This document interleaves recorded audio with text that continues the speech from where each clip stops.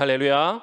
오늘 하나님께서 우리를 너무도 사랑하여 주셔서 이렇게 주일 저녁에 우리 함께 예배드리게 하여 주셨는데, 우리 각자의 처소에서 예배드리시는 모든 분들 위해 하나님의 놀라운 은혜가 함께 하시기를 주님으로 축복합니다. 오늘은 시편 17편 8절의 말씀을 가지고 주 날개 및 내가 편안히 쉬네라는 제목으로 함께 말씀을 나누려고 합니다. 사랑하는 여러분, 혹시 찬송가 419장 잘 알고 계시나요? 찬송가 419장의 제목이 오늘 제가 말씀의 제목으로 삼은 주 날개 및 내가 편안히 쉬네라는 찬양입니다. 많은 분들이 좋아하시는 찬양일 거라고 생각합니다. 저도 굉장히 좋아하는 찬양이기도 한데요, 이 곡의 작사가인 커싱이라는 사람은 1823년 12월 31일 날 태어났습니다. 미국 마사추세츠주 힝햄이라는 곳에서 태어났는데, 그가 태어났을 때에 그의 가족이 유일신도의 그 신앙을 가지고 있었어가지고 그는 처음에는 유일신도로 성장하게 됩니다. 그런데 청년기에 성경을 읽다가 믿음을 갖게 되고 바른 신앙을 찾고 기독교인이 되게 됩니다. 그리고 18세에 목사가 되기로 그가 서원을 합니다. 그리고 목사가 된 후에 시얼스버그, 오번, 브루클레이, 버팔로, 스파르타 그리고 뉴욕 등지에서 20여 년간 목회 활동을 이 커싱 목사님께서 하게 되십니다. 그러면서 목회 활동을 하시다가 1870년에 커싱 목사님의 부인 사모님께서 세상을 떠나시자 매우 상심하게 됩니다. 그러면서 상심하게 되었을 때에 그냥 상심만 한 것이 아니라 이 상심한 것 때문에 건강을 해치게 되고, 이 커싱 목사님은 반신을 못 쓰는 불구가 되고야 말았습니다. 그리고 더욱이 커싱 목사님은 목회 사역을 펼치시는 동안에 그 성대에 문제가 생기셔가지고 성대 이상이 생겨서 대중 앞에서 크게 설교를 할 수 없는 그런 상태가 되기도 하셨습니다. 이제 그러한 상황 때문에 이제 부득불 강단을 떠나게 되었지만, 커싱 목사님께서는 이런 비극 가운데서도 낙심하지 않고 찬송과 기도로 나날을 보내게 되셨습니다. 그리고 이런 시련도 하나님께서 분명히 나에게 이런 시련을 주시는 이유가 있을 것이다 라는 생각을 하시고, 분명히 하나님의 계획을 확신하고 하나님의 뜻을 겸허하게 기다리게 됩니다. 그리고 기도하는 도중에 하나님께서 커싱 목사님께 이러한 마음을 하나님께 허락하십니다. 어떤 마음이냐면은 하나님께 올려드릴 아름답고 영광 넘치는 찬송시를 내가 써야겠다. 내가 이제 더 이상은 설교를 하지 못하니까, 사람 앞에 서지 못하니까 내가 하나님께 올려드릴 찬송시를 써서 설교를 대신해야겠다라는 마음을 하나님께서 그에게 허락하십니다. 그러면서 커싱 목사님이 지금까지 한 번도 이 찬송시를 쓰지 않았는데 하나님께서 커싱 목사님에게 마음을 주십니다. 그리고 놀라운 재능을 주시고 또 감정을 주시고 정말로 하나님께서 복을 주셔서 정말 주옥 같은 찬송시를 써내려 나가기 시작을 합니다. 그 곡 중에 대표적인 곡이 바로 오늘 함께 나눌 찬송가 419장 주 날개 및 내가 편안히 쉬네라는 찬양입니다. 이 찬양의 이 제목은 커싱 목사님께서 설교하실 때 제목으로 삼았던 그런 제목과 같은 제목의 찬양입니다. 그러니까 설교하실 때도 주 날개 밑이라는 제목으로 찬양을 설교를 하셨고, 또 찬양도 이 제목으로 이런 제목을 가지고 제목을 가지고 찬양을 작사하셨습니다. 그때 본문으로 삼으셨던 말씀이 있습니다. 그 말씀이 오늘 설교의 본문인 시편 17절 8절의 말씀입니다. 우리가 17편 8절의 말씀을 우리가 함께 다시 한번 읽도록 하겠습니다. 8절의 말씀 읽겠습니다. 시작. 나를 눈동자같이 지키시고 주의 날개 그늘 아래에 감추사. 아멘. 커싱 목사님께서는 이 말씀을 가지고 하셨던 설교를 기억하시면서 3절로 된 이 찬송시를 단숨에 쓰게 되십니다. 그리고 이 찬송시는 단숨에 쓰여졌지만 많은 사람들이 이 시대에 가장 사랑받는 찬송가 중에 하나가 되었습니다. 이 찬송가 419장은 오늘 본문을 배경으로 하고 있습니다. 오늘 본문은 찬송가 419장의 배경이 된 오늘 본문은 다윗의 기도를 기반으로 쓰여지게 됩니다. 특별히 오늘 8절 말씀에 눈동자 같이라는 말씀이 나와 있는데, 이 말은 눈동자의 히브리어 원어를 살펴보면 어떤 말이냐면 조그만 사람, 즉 눈동자 같이라는 말은 뭐냐면 곧 사람의 눈동자 안에 비추인 상을 이야기하고 있다라는 겁니다. 다윗이 고백하기를 이렇게 고백하는 겁니다. 내가 하나님께서 늘 지켜보시고 사랑하시는 대상인 만큼 내가 하나님의 눈에 비추인 눈동자다라고 고백하고 있는 겁니다. 사랑하는 여러분, 다윗과 같이 내가 하나님의 눈에 비추인 눈동자와 같다, 눈동자다라는 이러한 신념과 믿음이 있는 성도님들 되시길 주님으로 축복합니다.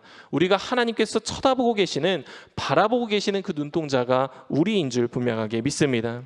특별히 이러한 신념이, 이러한 믿음이 우리를 겸손하게 하나님만 바라보는 마음으로 신념과 믿음을 가지는 모두가 되시기를 주님으로 축복합니다.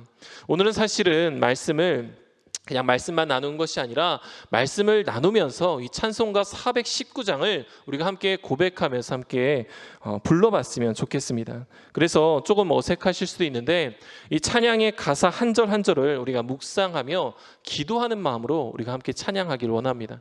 반주 안 하고요, 이거를 가지고 제가 그냥 찬양을 하기를 원하는데, 먼저 오늘 찬송가 419장 주날개 및 찬양 1절에 이러한 고백이 있습니다. 우리 함께 찬양하기를 원합니다. 우리 1절 말씀 가사를 보면서 함께 찬양합니다.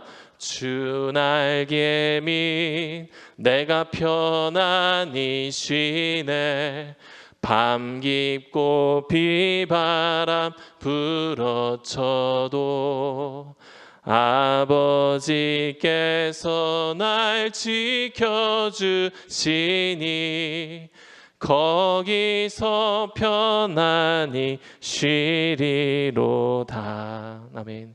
1절 말씀의 찬양을, 우리 1절을 우리가 함께 찬양을 했는데, 오늘 다 읽지는 않았지만 이 시편 17편의 말씀의 전체적인 배경을 보면은 정말로 정직하게 살려고 노력하는 사람들이 악인들이 판치는 세상에서 눈을 들어서 하늘을 우러러 하나님의 공의의 시련을 호소하는 것이 오늘 17편의 말씀입니다. 이러한 고백에서 보면은 이 세상은 분명하게, 이 세상은 악인과 선인이 함께 살고 있다는 것을 우리는 분명하게 알 수 있습니다. 따라서 세상이 근본적으로 타락한다면 타락한 세상에서는 악인이 순간순간 득세하는 것이 당연할 수도 있습니다. 그러나 분명한 사실은 오늘 말씀에서도 이야기하겠지만 진리와 정의는 끝내 이기게 된다라는 사실입니다. 그렇기 때문에 우리는 하나님의 공의의 시련을 믿고 모두 강구해야 될 줄 믿습니다. 지금 우리가 살고 있는 이러한 시대가 그 당시뿐만 아니라 지금 살고 있는 이 시대에도, 이러한 시대에도 우리는 분명한 삶의 자세를 가져야 되는데, 왜냐하면 근본적으로 이 시대가, 이 세상이 타락해져 버렸기 때문입니다. 세상이 타락해져 있기 때문에 우리가 타락에 익숙해질 수 있지만 우리는 익숙해져서는 안 된다라는 겁니다. 그렇게 살지 않기 위해서 우리가 주님께서 우리를 눈동자같이 지키시고 주의 날개 그늘 아래 감추시고 나를 압제하는 악인과 애워싼 원수에게서 벗어나게 하신다는 이 말씀이 우리 삶 가운데 온전히 새겨지는 온전한 시간 되어지길 주님으로 축복합니다. 주님의 날개 아래 그늘 아래 우리가 분명하게 거하고 있다라는 사실이죠. 이러한 비슷한 고백이 다니엘서에서도 있습니다. 다니엘서 6장 22절의 말씀을 우리가 함께 읽겠습니다. 6장 22절 시작. 나의 하나님이 이미 그의 천사를 보내어 사자들의 입을 봉하셨으므로 사자들이 나를 상해하지 못하였사오니 이는 나의 무죄함이 그 앞에 명백함이 오며 또 왕이여 나는 왕에게도 해를 끼치지 아니하였나이다 하니라. 아멘. 아멘. 지금 보시는 이 말씀의 이 고백은 어떠한 고백이냐면 다니엘이 사자굴에 던짐을 받은 다음에 살아나서 다리오 왕에게 고한 말입니다. 이 말씀을 보아도 우리는 분명하게 알 수 있습니다. 뭐냐면 누가 그를 지키셨냐라는 사실입니다. 하나님께서 천사를 보내셔서 사자들의 입을 봉하신 줄 믿습니다.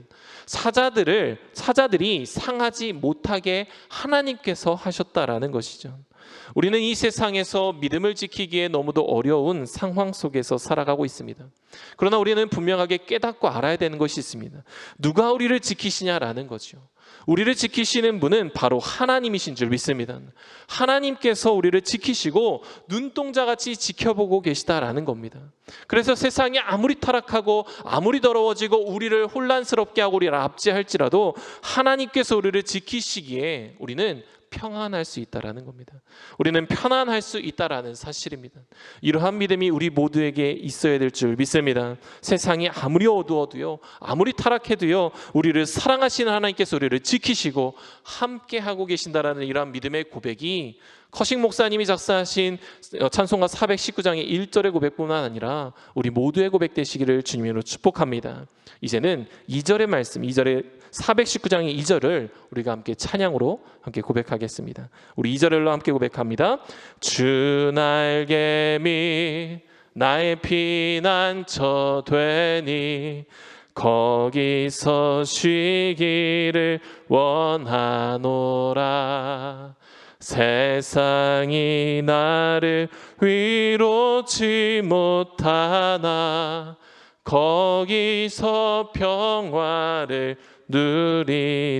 누리리라. 아멘. 오늘 말씀에 보면은요, 타락하고 어두운 이 세상 가운데 위기에 직면한 다윗을 보게 됩니다. 그런데 다윗은 이 17편, 시편 17편뿐만 아니라 이러한 고백을 시편 59편에서도 하게 됩니다. 59편의 16절과 17절의 말씀을 우리가 함께 읽겠습니다. 시작. 나는 주의 힘을 노래하며 아침에 주의 인자하심을 높이 부르오리니 주는 나의 요새이시며 나의 환난 날의 피난처이심이니이다. 나의 힘이시여 내가 주께 찬송하오리니 하나님은 나의 요새이시며 나를 긍휼히 여기시는 하나님이심이니이다. 아멘, 아멘, 아멘. 이 말씀에서도 다윗은 이러한 상황, 어려운 상황 가운데서도 있었습니다. 이 말씀을 고백했던 이 상황 가운데서도 다윗은 죽을 수도 있는 상황이었습니다. 그런데 다윗은 이러한 상황 속에서도 이러한 고백을 했다라는 사실입니다. 세상이 자꾸 어두워지고 타락하면 사람들은 쉽게 어둠에 빠질 수 있고 쉽게 타락할 수도 있습니다. 또한 사람들은 이러한 상황이 오게 되면은 너무도 이러한 위기가 오게 되면은 너무도 쉽게 낙심하고 실망할 수도 있습니다. 그리고 그러한 낙심과 실망 속에서 포기할 수도 있다라는 사실입니다. 그런데 우리는 그러할 때에 우리 다윗과 같이 우리의 피난처 되시는 우리 하나님께 매달려 기도하는 모두가 되어주시길 주님으로 축복합니다. 우리 하나님께서 우리에게 분명하게 기회를 지금 주고 계시다라는 사실이죠. 세상이 아무리 타락하고 어둡다 할지라도 우리가 온전한 믿음을 가지고 하나님께 매달리는 그러한 믿음이 우리한테 있어야 될 줄 믿습니다. 특별히 이러한 믿음은 확신입니다. 우리가 하나님께 매달릴 때에 하나님께서 우리의 손을 꼭 붙잡아 주실 거라는 그런 믿음의 확신이 지금 이 시대를 살고 있는 우리에게 분명하게 필요한 줄 믿습니다. 우리가 하나님께 매달리는 이유는 분명하게 있습니다. 뭐냐면 우리는 연약해서 그렇습니다. 우리의 힘으로는 이 어둡고 타락한 세상을 이길 수 없기 때문에 우리는 하나님께 매달려야 한다는 사실입니다. 또한 어떠한 믿음이 있어야 되냐면은 하나님께서 이 모든 상황들을 역전시키실 수 있다는 그러한 믿음과 확신을 우리가 갖고 있기 때문에 하나님께 매달릴 수밖에 없다라는 것입니다. 사랑하는 여러분, 하나님께서 당연히 해결 가능하시기에 우리가 하나님께 매달리는 줄 믿습니다. 다윗은 하나님께 매달리는 사람이었습니다. 하나님께 간구하는 사람이었고 하나님께 매달려서 하나님의 도우심을 구했던 사람이 바로 다윗입니다. 지금 이 시대를 살면서 세상이 어둡다, 세상이 타락했다 이야기하면서 우리 스스로의 힘으로는 어렵다 이야기하면서 아직도 하나님께 매달리지 않았다라면 우리가 지금 이 시간에 하나님께 매달리며 나아가는 모두가 되시길 주님으로 축복합니다. 오늘 본문으로 삼은 시편 17편 8절 말씀 그 다음 절인 9절에 이러한 말씀이 있습니다. 우리 9절의 말씀을 우리가 함께 읽겠습니다. 시작. 내 앞에서 나를 압제하는 악인들과 나의 목숨을 노리는 원수들에게서 벗어나게 하소서. 아멘. 다윗은 앞서 말씀드린 대로 분명한 확신이 있었습니다. 하나님께 매달렸을 때에 하나님께서 해결하실 수 있다라는 그 믿음의 확신을 다윗은 갖고 있었다라는 겁니다.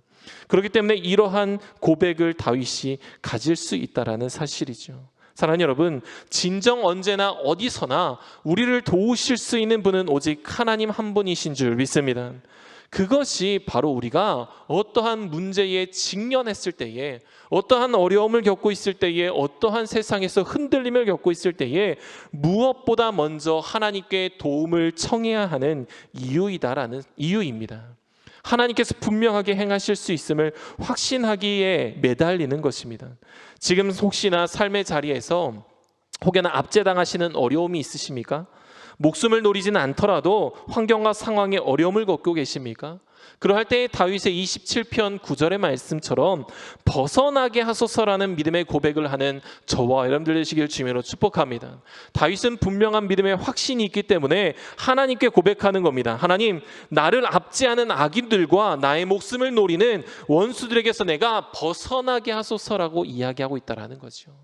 그러한 고백 이후에 다윗은 벗어났겠습니까? 못 벗어났겠습니까? 분명한 벗어남이 있었다라는 사실이죠. 우리 또한 이러한 믿음을 가지고 벗어나게 하소서 하는 믿음을 가진 고백을 할 때에 하나님께서 벗어나게 하시고 분명하게 해결하여 주실 줄 믿습니다. 지금 상황과 환경 때문에 눈앞이 캄캄하거나 어두워서 아무것도 보이지 않거나 타락한 세상 속에서 흔들리시는 분이 있다면 이렇게 고백하는 겁니다. 하나님, 나를 벗어나게 하여 주시옵소서. 내가 분명하게 믿사오니 하나님, 나를 벗어나게 하여 주시옵소서. 이러한 믿음의 고백이 우리의 삶에서 있어지길 주님으로 축복합니다. 이제 이 켜식 목사님이 작사하신 찬송가 419장의 3절을 우리가 함께 찬양하기를 원합니다. 우리 3절입니다. 주 날개 밑 참된 기쁨이 있네. 고달픈 세상 길 가는 동안 나 거기 숨어 돌보심을 받고 영원한 안식을 얻으리라. 아멘. 제가 이 찬송가 419장을 모티브로 삼고 오늘 말씀을 준비하면서 이 찬양의 가사 중에 지금 우리 상황에 어떠한 가사가 가장 가까운가 라는 것을 한번 생각해 봤습니다. 물론 오늘 1절에서 3절까지의 모든 말씀이 우리의 삶에 굉장히 지금 가까운 말씀이기도 합니다. 그런데 이 3절의 고백 중에 커식 목사님의 고백 중에 이러한 고백이 있습니다. 뭐냐면 3절의 고백 중에 고달픈 세상길 가는 동안이라는 가사가 있습니다. 고달픈 세상길 가는 동안. 저는 이 고달픈 세상길 가는 동안이라는 이 찬양의 이 가사가 얼마나 마음에 와닿는지 모르겠습니다.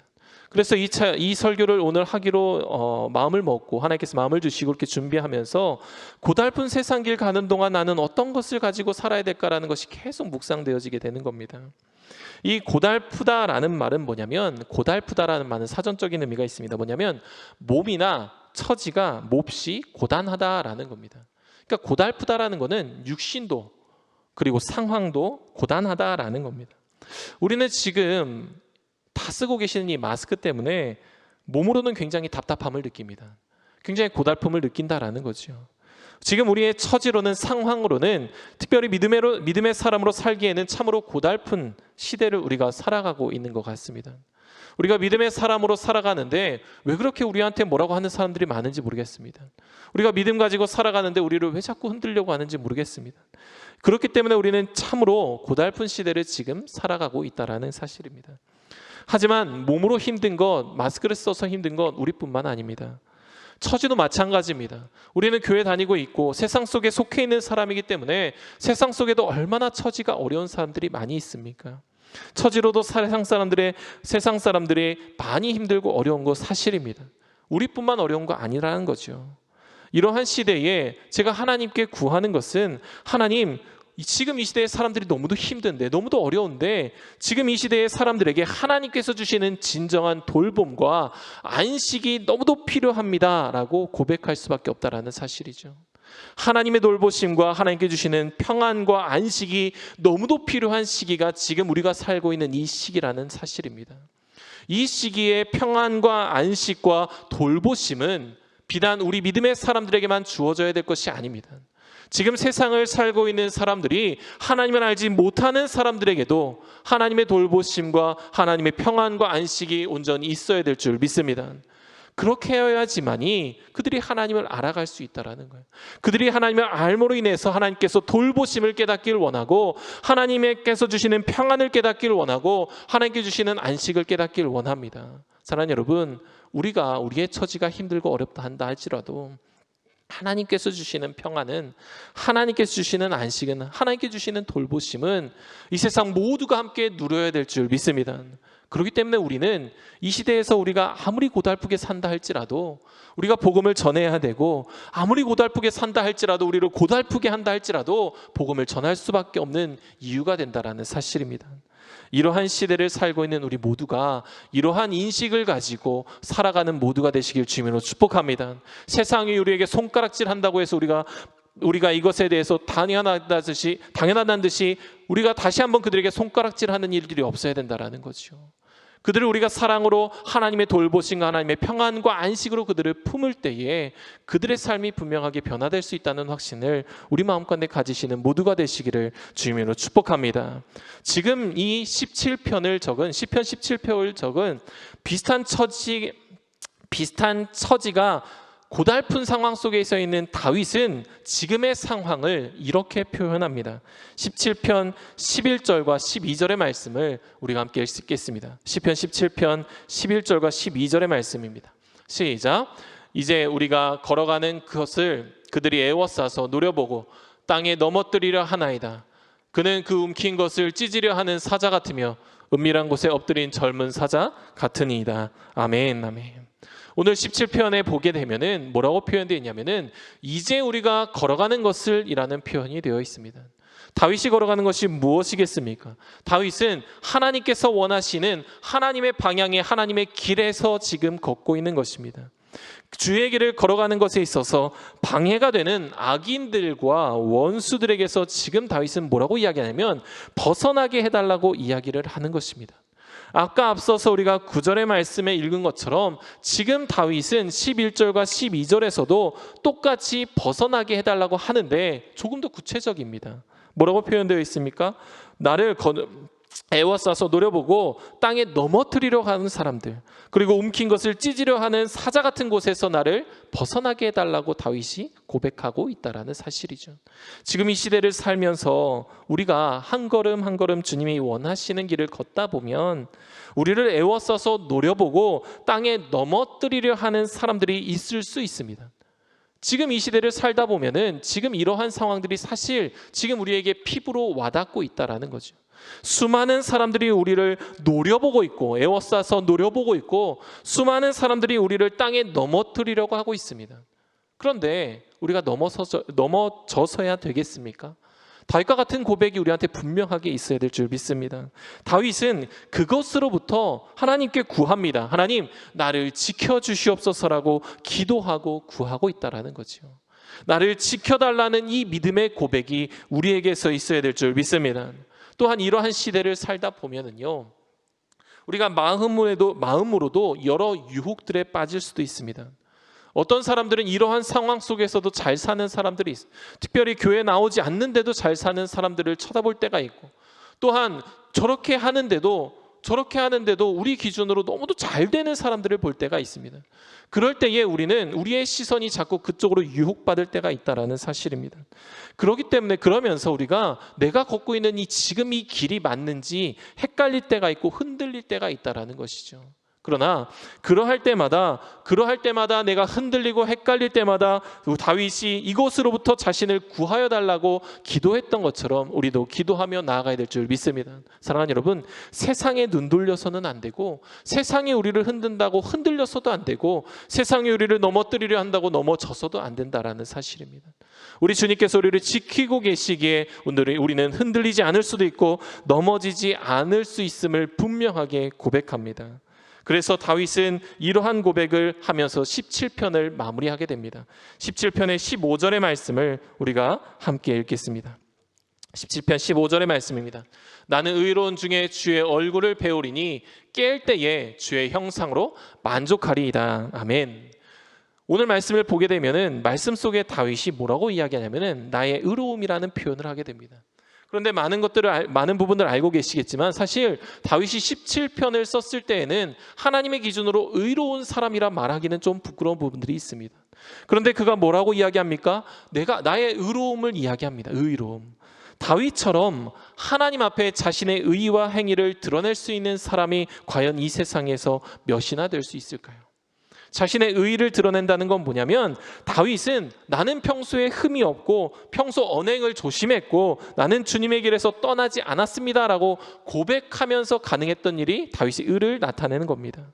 그래서 이 말씀만 보게 되면은 다윗이 조금 교만한 사람인가? 너무 자신의 의로움만을 내세우는 사람 아닌가? 이렇게 생각할 수도 있지만 사실 그렇지 않습니다. 17편에 나와 있는 이 다윗의 고백은 내가 의롭다를 먼저 내세우는 게 아니라 하나님께서 나의 상황을 공의로 판단해 주시기를 원하는 그 믿음 가운데 쓰여진 게 27편의 말씀입니다. 특별히 하나님께서 그를 사랑하시기에 공의뿐만 아니라 하나님을 사랑하고 의지했기에 이가 이러한 고백을 할 수 있었다라는 겁니다. 하나님의 공의를 구하는 사람에게서 이러한 고백이 가능하고 하나님의 사랑을 분명하게 깨닫는 사람에게서 이러한 고백이 가능했다라는 사실입니다. 그래서 그가 지금 스스로 경건하고 신실하게 살았다라고 고백하는 것은 아마도 그가 하나님의 사랑을 지금 그렇게 겪고 있기 때문에 그러한 고백이 가능했다라는 사실이죠. 어렵다 힘든 상황 가운데 어렵고 지쳐요, 힘들어요, 정말로 넘어질 것 같아요, 어떻게 보면 내가 죽을 수도 있을 것 같아요, 이런 고백만 하는 것이 아니라 이러한 어려운 상황 속에서도 하나님의 공의가 분명하게 살아있음을 알기에, 그리고 하나님께서 나를 사랑하시는 걸 분명하게 알기에 다윗이 이러한 고백을 지금 할 수 있었다라는 사실입니다. 사랑하는 여러분, 이 공의의 하나님께서 다윗만 사랑하시고 다윗만 공의로 품어주시겠습니까? 아닙니다. 지금 이 시간에 우리에게도 하나님께서 하나님의 공의를 부어주시고 하나님께서 우리를 사랑하시고 우리를 돌보아 주시는 줄 믿습니다. 그러한 믿음의 사람이 가져야 될 이 고백이 아까 방금 전에 읽었던 17편 15절의 고백인데, 이 고백이 다윗에게서 있었던 것처럼 우리 또한 있어지시길 주님으로 축복합니다. 사랑하는 여러분, 우리의 처지가 몹시 혹시 고달프신가요? 그렇다면 더욱더 하나님의 공의를 찾아야 될 줄 믿습니다. 지금 이 어두운 시대에 살면서 우리가 우리의 의의를 내세워봤자 사람들을 인정하지 않습니다. 사람들은 우리의 의의를 알려고 하지도 않고 관심도 갖지 않습니다. 그런데 우리가 이러한 시대에 우리의 의의와 우리의 자랑이 아니라 하나님의 말씀, 하나님의 공의를 선포한다면 분명하게 상황이 역전될 수 있음을 믿습니다. 그것은 하나님의 공의이기 때문에 그렇습니다. 그렇기 때문에 하나님의 공의를 지금 이 시대에 우리가 더욱더 찾으며 그 안에서 하나님의 사랑을 경험하며 살아가시는 저와 여러분들 되시길 주님의 이름으로 축복합니다. 그러한 상황일 때야만이 우리가 흔하게 할 수 있는 고백이 있잖아요. 내가 주님 한 분만으로 만족합니다라는 그 고백이 가능하다라는 사실입니다. 우리가 정말로 입버릇처럼 하는 주님 한 분이면 내가 모든 것이 만족합니다라고 했던 이 고백이 어떻게 가능하냐면 하나님의 공의가 나의 삶을 분명하게 다스리고 계신다라는 그 믿음의 확신과 하나님께서 나를 사랑하시기에 나는 흔들리지 않습니다라는, 절대 흔들리지 않고 넘어지지 않고 쓰러지지 않는다라는 그 믿음의 확신 가운데 할 수 있는 고백이 나는 주님 한 분만으로 만족합니다라는 그러한 고백이다라는 사실이죠. 사랑하는 여러분, 주님께서 우리에게 이러한 만족을 갖길 원하시는 줄 믿습니다. 나는 주님 한 분만으로 모든 것이 가능합니다. 나는 주님 한 분만으로 모든 것을 만족합니다라는 이 믿음의 고백이 우리의 삶 가운데 있어지시기를 주님으로 축복합니다. 이제 이 찬송가 419장에 우리가 마지막 후렴의 부분을 우리가 함께 찬양하길 원합니다. 419장의 후렴입니다. 주 날개 밑 평안하다, 그 사랑 끊을 자리뇨. 주 날개 밑 날 쉬는 영혼, 영원히 거기서 우리 한 번만 더 할까요? 주 날개 밑, 주 날개 밑 평안하다, 평안하다, 그 사랑 끊을 자니뇨.